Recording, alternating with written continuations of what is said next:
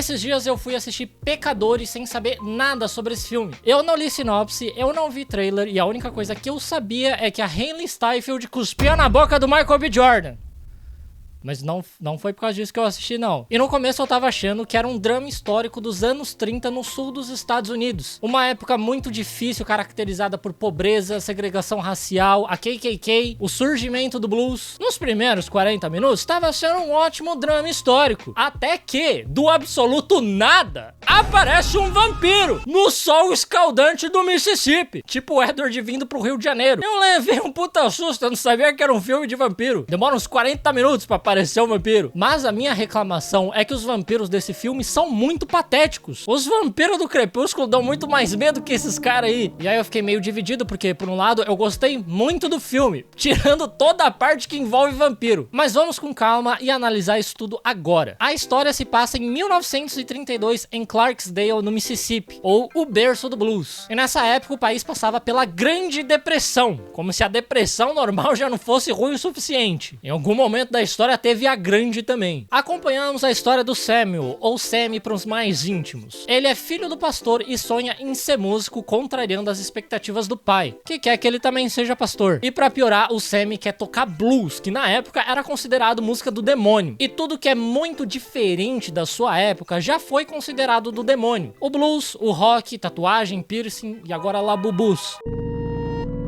Daí o Samuel se encontra com seus dois primos que ele não vê há muito tempo, os irmãos gêmeos Fuligem e Fumaça. Os dois interpretados pelo Michael B. Jordan. Sim, esse filme é tipo Operação Cupido com a Lindsay Lohan, que ela interpretava duas irmãs gêmeas. Só que ao invés de tentar juntar os seus pais, eles juntaram o pai deles com Jesus, porque o Fumaça matou o próprio pai dele porque ele batia no Fuligem. Depois disso, eles se tornaram gangsters muito famosos e temidos. E eles se mudaram pra Chicago, onde eles ficaram muito ricos assaltando cassinos. É o pesadelo da Virgínia. E aí agora eles decidiram voltar pra Clarksdale e eles já chegaram comprando a antiga serraria que pertencia a um senhor branco. E depois de darem uma boa quantidade de dinheiro por esse estabelecimento, eles avisam ao senhor branco que eles não querem ver nem ele e nem os amiguinhos dele por perto. Porque como se a época já não fosse difícil o suficiente, muitos membros da KKK ainda estavam ativos na época. Mas o plano dos gêmeos ao comprar aquele estabelecimento é abrir um juke joint, que é tipo uma boate de blues onde a comunidade negra pode se encontrar e se divertir num ambiente seguro. Porém, eles querem inaugurar aquilo naquela mesma noite por algum motivo. Nem vagabundo da atlética da faculdade que não faz porra nenhuma o dia inteiro consegue fazer uma festa tão rápido assim. E pra isso dar certo, os gêmeos se separam pra dividir as tarefas. O Fumaça vai até a cidade onde ele encontra um antigo conhecido dele, o Bo Chow, um descendente de imigrantes chineses que é dono de um mercadinho. Algo que era bem comum naquela região naquela época mesmo. Ele compra um monte de coisa pra inauguração e ele também pede pra eles fazerem um letreiro pra ele. Só que o Bo avisa que ele só tem tinta vermelha. E com certeza não vai ficar nem um pouco suspeito a porra de uma serraria com um letreiro em vermelho dizendo que lá é uma boate. Ninguém vai achar que lá é um abatedouro, com certeza não. Galera da Atlética é foda mesmo. Porém, enquanto ele está no mercado, dois rapazes tentam roubar a sua caminhonete e o Fumaça atira nos dois. Não pra matar, apenas pra mandar o recado de que não é pra tentar roubar os gêmeos. Pois é, chineses dominando 70% do comércio local, violência nas ruas, assalto à luz do dia. Incrível como o Mississippi nos anos 30 é igualzinho ao Brasil nos dias de hoje. Mas deve ter sido muito engraçado o cara simplesmente atirar em dois malucos e logo em seguida divulgar a boate dele que vai inaugurar naquele mesmo dia, dizendo que vai ter muita dança, diversão, música, blues e gyoza, porque tava na promoção no mercado chinês. E na verdade o gyoza é uma comida japonesa que foi baseada numa comida chinesa chamada jiaoqiu. Só que aqui no Brasil pouca gente conhece por esse nome, conhece mais pelo gyoza. Pois é, eu tive que pesquisar pra fazer esse vídeo. Não foi apenas diversão e risada, um trabalho sério foi feito aqui, tá? E nessas raras ocasiões em que de fato eu tenho que trabalhar, é sempre bom ter um navegador que facilite a minha vida. E é aqui que entra o Opera. Um navegador rápido, seguro seguro, personalizável e que vai te ajudar a facilitar o seu fluxo de trabalho. Por exemplo, na barra lateral você já consegue acessar suas redes sociais sem precisar mudar de aba. Então dá pra você ver aquela notificação super importante do seu amigo dizendo que ele vai voltar com a ex sem você precisar se distrair por muito tempo. Com um clique você também consegue dividir sua tela em dois, para você conseguir visualizar duas janelas ao mesmo tempo.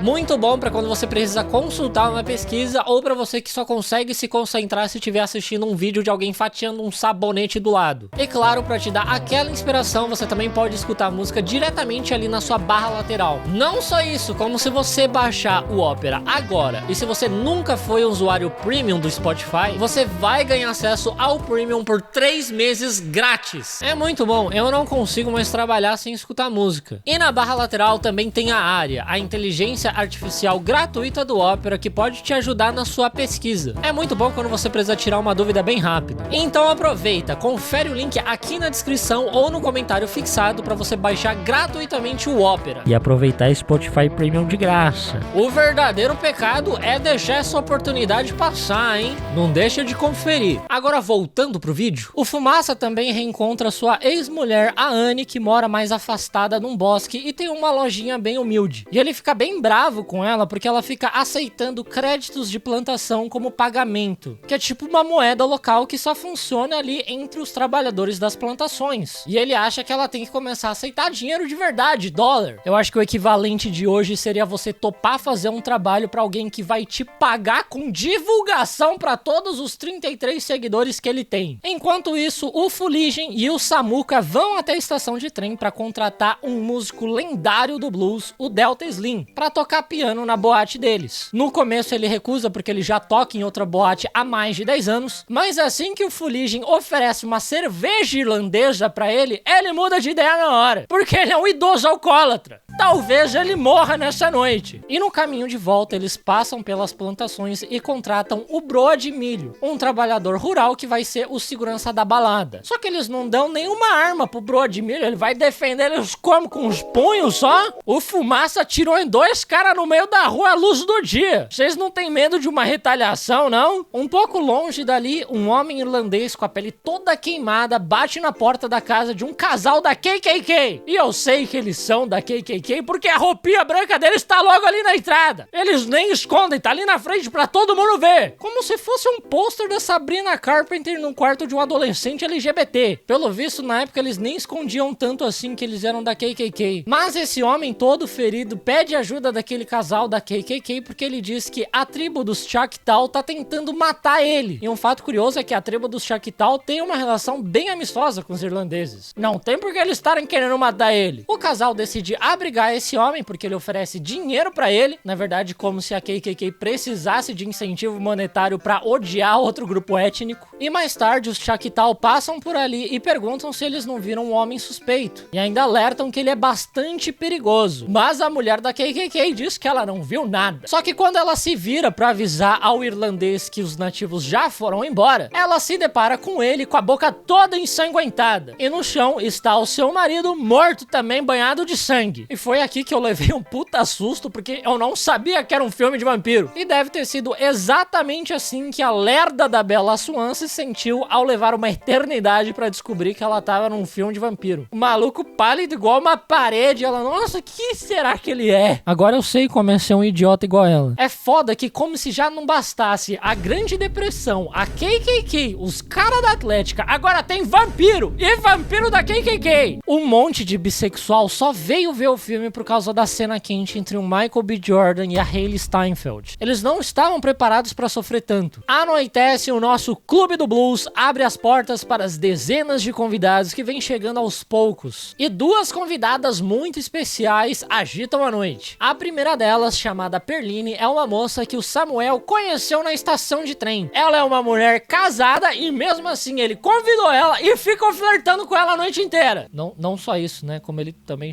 lambeu a xoxota caixota dela. E é impressionante como o cara do violão sempre é um comedor de casada em qualquer época da história. Agora eu entendo porque falam que é do demônio, esse instrumento amaldiçoado. E a outra convidada, que na verdade não foi convidada, é a Mary, uma mulher branca que é amiga de infância do Fumaça e do Fuligin, e também é a ex do Fuligin. A mãe dela morreu faz 2 dias e ela ficou muito chateada que nenhum dos gêmeos foi no velório, até porque foi a mãe dela que criou os 2 rapazes. Pois é, a menina namora o cara da Atlética e tá esperando alguma maturidade dele. Maluco tá pagando um alcoólatra com cerveja. Não tem como você esperar nada dele. Logo depois, o nosso querido Samuka se apresenta tocando blues e cantando. E o dom musical dele é tão grande, mas tão grande, que transcende o espaço e o tempo, invocando espíritos de várias épocas e lugares, desde os seus ancestrais africanos até a porra de um DJ no meio da festa. E apesar de ser meio esquisito ter um DJ ali, é um poder muito simbólico que representa um pedacinho ali da história africana. Tem tudo a ver com o tema do filme. Dito isso, eu jamais usaria esse poder. Eu acho que eu não ia gostar se eu sem querer invocasse um bisavô ultraconservador meu que ia ficar me chamando de viado do chapéu. Eu tenho certeza que ia acabar com o clima da festa. E esse poder, apesar de muito irado, ele também acaba atraindo o mal. Pois o Remick, aquele vampiro que transformou o casal da KKK em vampiros, aparece na frente da boate fingindo ser uma trupe de artistas que escutou a música do Samuel lá de longe e também quer tocar lá dentro. Porém, os gêmeos barram eles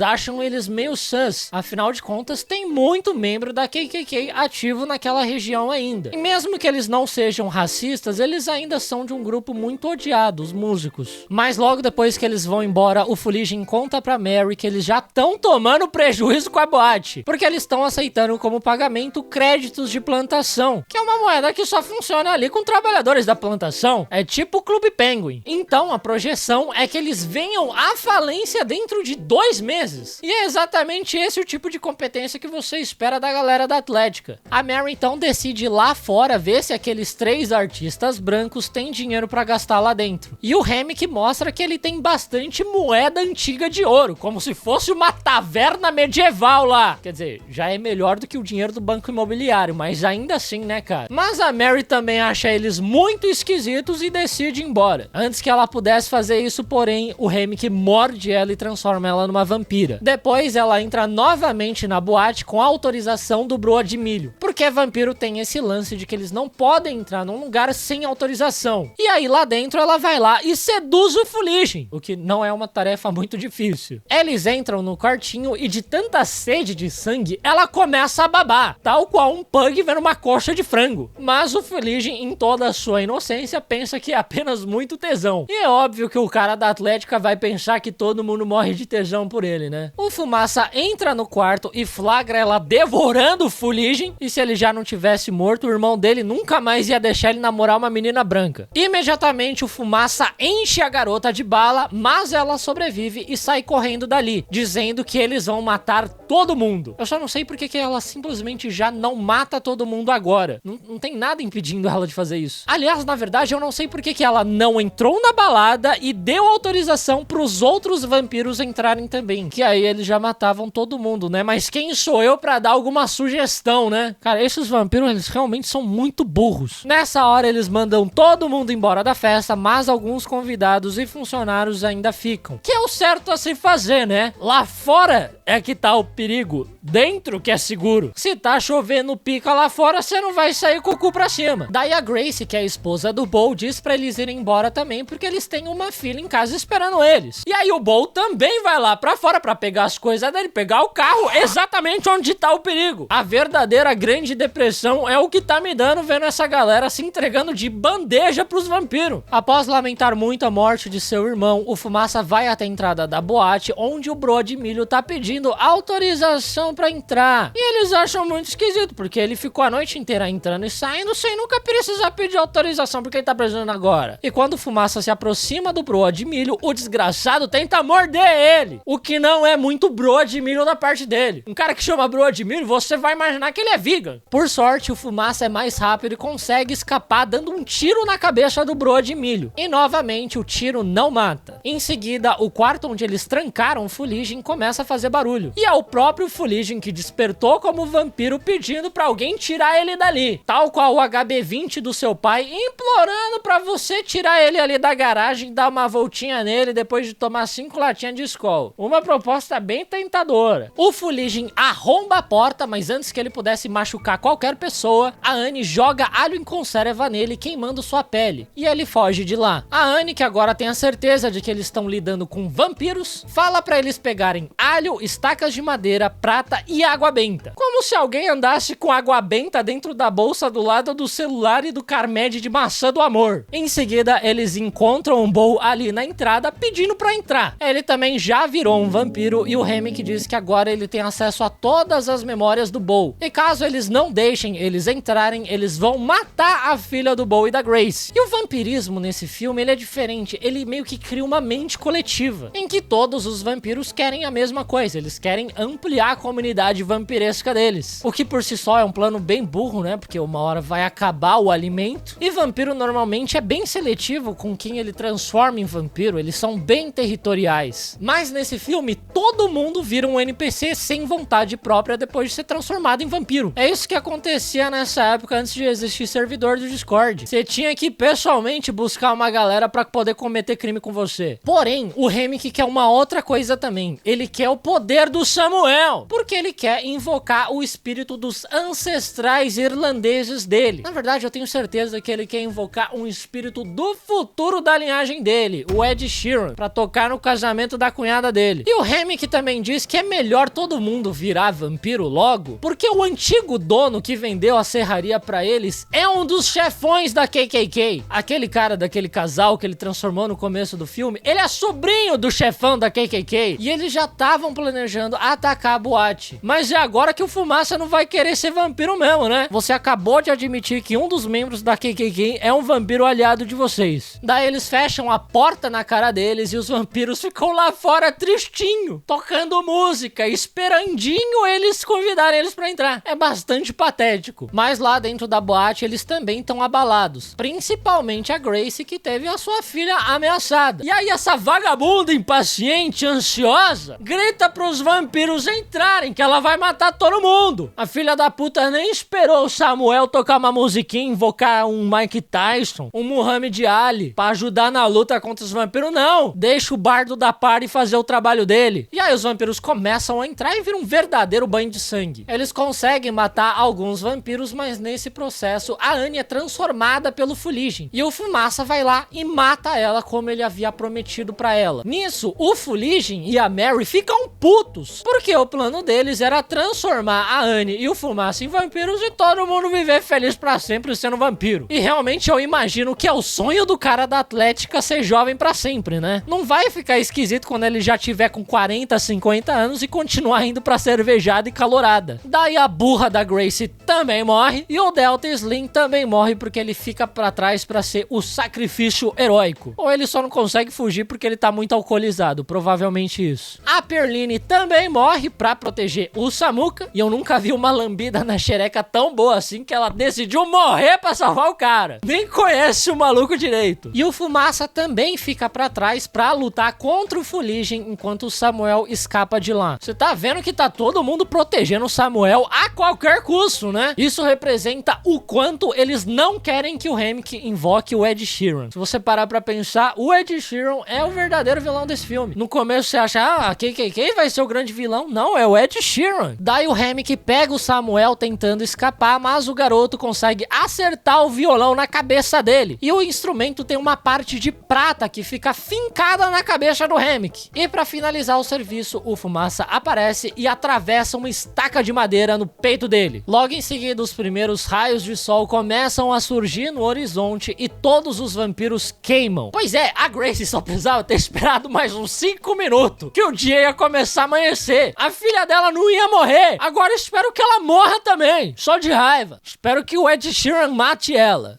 Não sei porque ele faria isso, mas eu espero que aconteça isso. Daí o Samuel volta pra igreja do pai todo ensanguentado, machucado, pra dizer a ele que ele vai escolher a carreira de músico. Por mais que talvez ele acabe invocando Satanás toda vez que ele for tocar um Legião Urbana. Enquanto isso, o Fumaça fica lá na boate esperando a chegada dos membros da KKK, que tinham se planejado pra atacar a boate de manhã, o que não é um bom plano, né? Porque de manhã a festa já acabou, só vai ter uns bêbados e os funcionários. Graças a Deus, nenhum vilão é muito esperto nesse filme. Enfim, o Fumaça fica de tocaia esperando eles chegarem, e aí ele sai metralhando todo mundo. Ele também acaba sendo atingido por uma bala nesse processo, e ele se senta pra morrer pacificamente enquanto ele fuma um cigarro. Literalmente o sonho de todo homem morrer dessa forma. Bom, 60 anos se passam e o Samuel já é um idoso que teve uma brilhante carreira musical. Com o dom dele, eu não sei como ele não causou outro apocalipse, mas tudo bem. E aí, numa noite, ele acaba encontrando o Fuligem e a Mary, que sobreviveram naquela noite. E é claro, é óbvio que eles estão vestidos iguaizinhos a dois jovens da Atlética da AMB Morumbi. Mas eles não vieram fazer mal nenhum ao Samuel. Eles prometeram ao Fumaça que eles não fariam. Eles meio que só vieram se despedir do Samuel porque ele já tá morrendo. E aí os três conversam e eles concordam que aquele dia da boate foi o melhor dia da vida deles.